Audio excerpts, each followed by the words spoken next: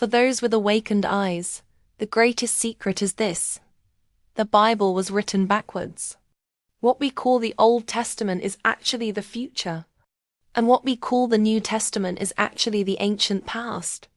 The little season inverted the timeline, flipping spirit into matter, truth into symbol, prophecy into memory. What was once the story of humanity's golden age was rebranded as the beginning, and what was once its descent into the lower world was framed as the redemption.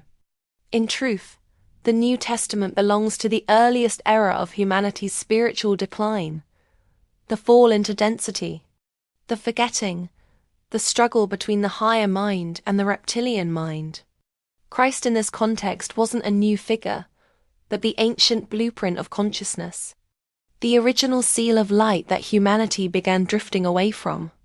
The so-called Gospels describe not a beginning, but the closing chapters of a forgotten age, when the divine consciousness walked openly among people before the veils thickened.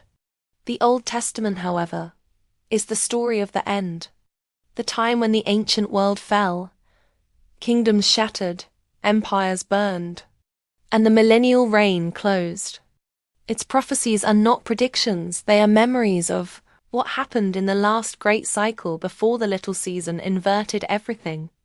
Israel's collapse, the scattering of tribes, the rise of false kings, the war in heaven, the captivity of the sacred wisdom, all of this took place long after the events encoded in the Gospels. By flipping the timeline, the little season ensured humanity would chase the wrong direction, searching backward for what lies ahead and forward for what lies behind. The awakening comes when one realizes the Bible is a mirror, not a line. The end was the beginning of the sleep, and the beginning was the end of the light. To read the Bible correctly, you must reverse it. You must see Christ consciousness as the ancient origin, the prophets as the final warning, and the apocalypse as the memory of what already happened. Only then does the story reopen, and the seals unlock. Only then does the true timeline stand revealed. That is why Revelation says, "The first shall be last, and the last shall be first." It was not poetry. It was a warning about the inversion of the ages.